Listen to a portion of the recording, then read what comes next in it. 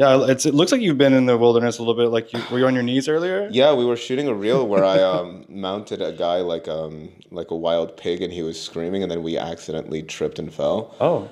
But we kept doing the reel. Just kept going. Yeah. We kept doing the reel. I pretended to be Steve Irwin. Okay. It was a good one. I mean, have to.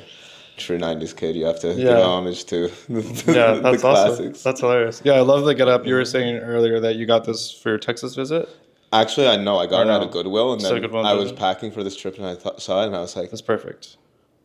this is great. And then Jem, he packed a ton of He cowboy hats. Yeah. And I put it on, and I was like, fuck. Perfect. I mean, I'm Argentinian, so my family's a bunch of gauchos, so a bunch of cowboys. So Okay. it was a different type of cowboy, because usually the Argentinian gauchos have the boina and like the bombachas, which are this special type of like cowboy pants. Yeah, well, this still looks great. This looks good working for you. So where are you from originally? So I'm a combination of Californian and Spanish. So Madrid, Bay Area.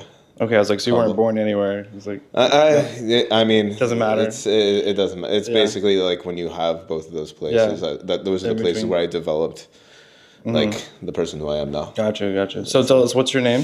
Xavi. So it's spelled Xavi. So it's a Basque name. Okay. From Spain. How can people find you on social?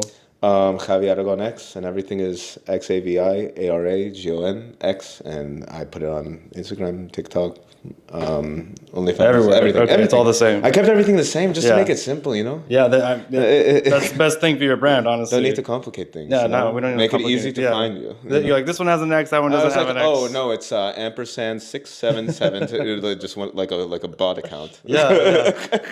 A bot account with a lot of followers. Oh God. So we're here in Austin. We're at the Content House. There's somewhat like 30 plus creators here today. How many creators have you linked up with since you've been here? I fucking lost count. Can I say fucking lost count on this? Sure. Okay, yeah. Cool. I have a bit of seafaring language at times.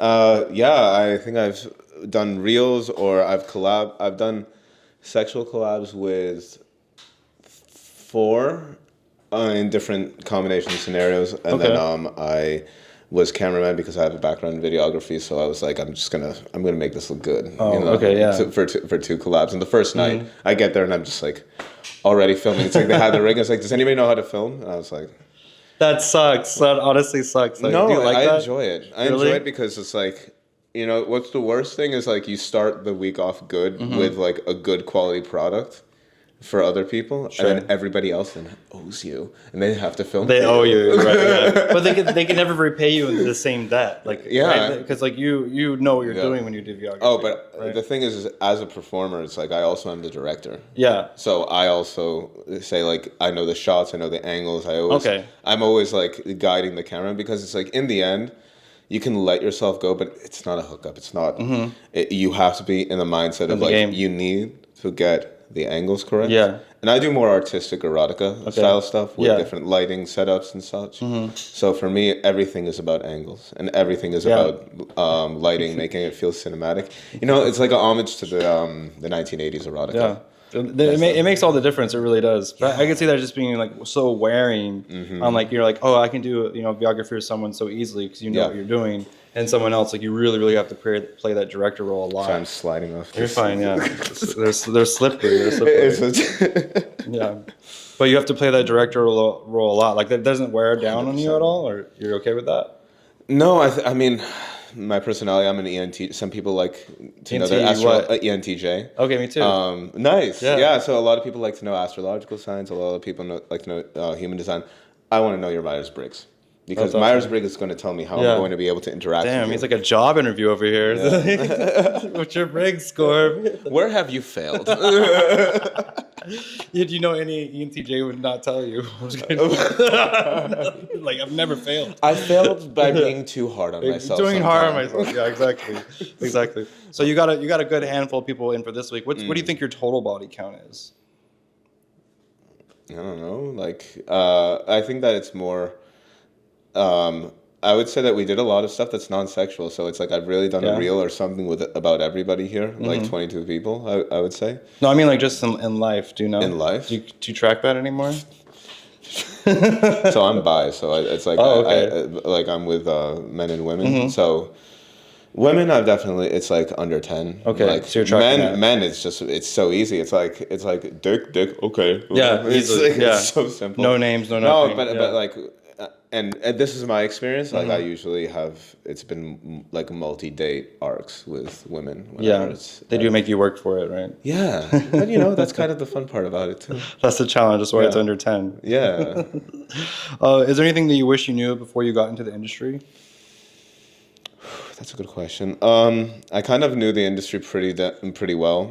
I wanted to do content for a very long time. It was just I balance like a couple of different hustles at the same time. Right. So the thing is that I hesitated a while, and I wish I had known a bit more about how social media works and how and the mechanics of it before getting into it. Really? But, I then started to learn it, and I went from 3,000 followers in October to now I have like I think 102 on Twitter. Wow. Yeah. Okay. So doing something right.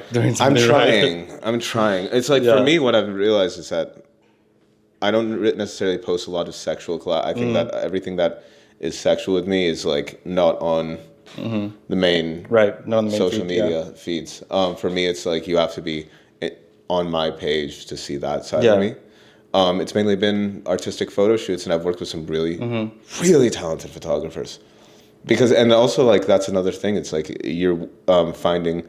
I hesitated to start this because I didn't have enough photographers that I knew or liked personally. Yeah. And so I built up a content runway, and then I started releasing stuff because I like to keep stuff at a level of quality. Yeah, it sounds like it. It sounds like it. Where you're playing director and everything else. So you've worked with a lot of other content creators. Who's been your favorite so far? Favorite creator? Well, definitely. He's here actually. Jem. He's amazing. Okay. He's really giant ass, fun. We have a great goofy energy. What we did was we wore baseball caps backwards, and we acted like we were bros just after the gym. Which we went to the gym before, and we then we're like, this is perfect because we're just gonna be like two bros. We're like hooking up after the gym. It's like, and he's jacked. Yeah, this dude's jacked, and so it's like, and especially it's kind of cool because he's bigger than me, but he's being the bottom, and it's like a kind of cool size power dynamic. Yeah, and oh my god, that dude rode my face until I couldn't breathe. Like I was like, it's one of those moments where it's like you pick the job over the oxygen. And that's the mark of like somebody who's committed to their craft. That's a good quote. I like that. The job over the oxygen. Okay, dude, I love that. So you consider yourself more of a top? Yeah. Okay. Only top.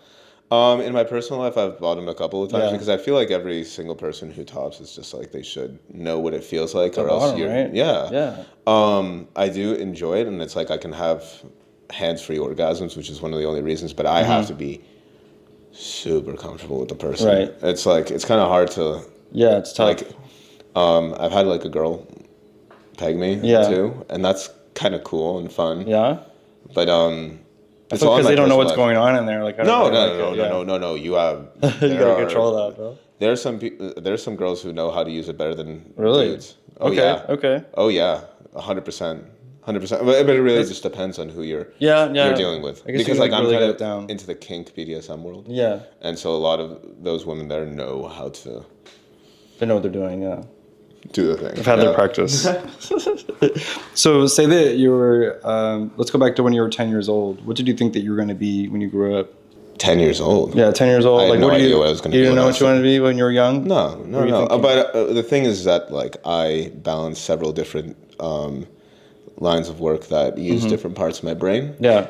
So I would say that pretty like I just envision myself being creative. Yeah. Honestly, like if I were to boil it down, it's like being creative in some aspect, and that's why this is a creative outlet. Yeah, absolutely. How do you think you were creative like in your younger ages? Well, I mean, I did black and white film photography, so really? I've developed film. Okay. I've taken courses on black and white film photography and like enlargement. Yeah, that was definitely a creative outlet. I did video editing, Final Cut Pro, 3D animation. I worked with Maya. I did 2D animation on Flash, and then I've done color correction for video with color and Final Cut Suite, and so that was definitely a creative. Yeah, it sounds like a lot of fun. Like, would you consider yourself more? Were you like nerdy or popular? Very or nerdy. Very nerdy. No, I am very nerdy. No, I am very nerdy. I have a whole series that's Sexy Scientist, where I just explain scientific concepts, and I do it naked. Oh, okay, awesome. Yeah. Where can people find that? On my OnlyFans. Oh, on your OnlyFans. Yeah. Okay, on your OnlyFans. Yeah. So, little bold question here for you, but how big are you? And what's your size? You're a top, right? So I'm 8 inches. 8 inches, yeah. When I curve to the left. Curve to the left. Yeah. Is that good bottom? Curve to the left? Yeah, you just flip them on their side. That's I mean, it depends on how much they want to get their prostates pummeled, you know? Yeah, do you ever feel insecure on people that are bigger than you? No. No? I see it as a challenge. I see it as more fun. It's kind of like being on a country road versus a highway. It's just a different type of driving. Definitely. Have you ever been like surprised though, like when you like run into like another co-star and you're like, holy shit, especially like a lot of these bottoms have like huge sticks. I think that always surprises me. And I think that's just an asset to play with, because in the end it's just visually appealing. Right. I think that like it just really works with it's a physically appealing asset that looks great on camera when it's there. Yeah, I mean, definitely. It's a whole niche. There's niches on niches on niches, man. Tons. So thinking outside of today, like where do you see yourself in about 5 years? In terms of, in what aspect? In life, like where do you see yourself? Do you think you'll still be doing content creation? I want to definitely have multiple rental properties at that point.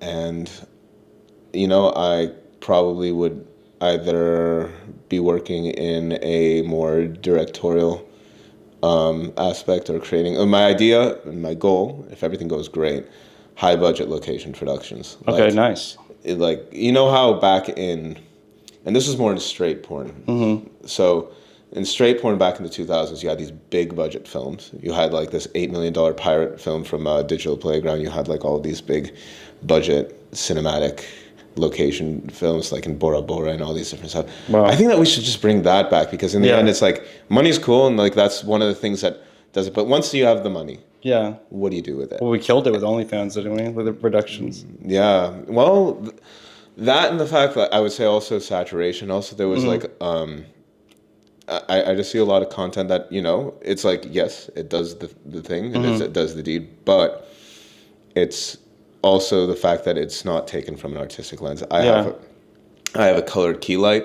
so like you can change like blue, green, red, all that stuff. So it's like I'm about to do a shower scene later today. Okay, so you're gonna do and it's going to be flooding us with like this really cool, like sexy kind of red light that the tones, sets the scene. Nice.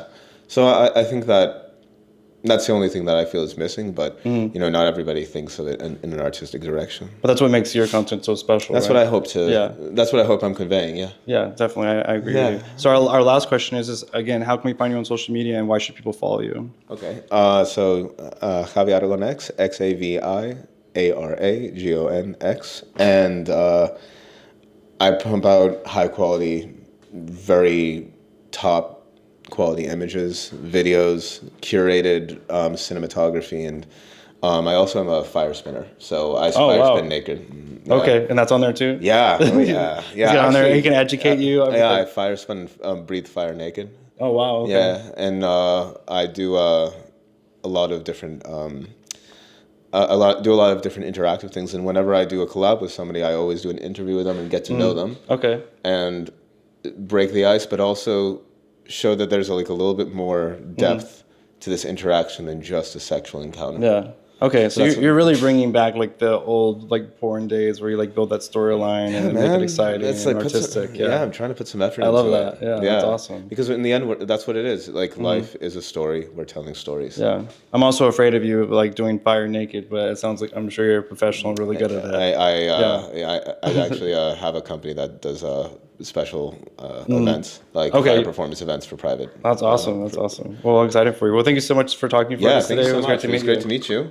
Thanks for having me on.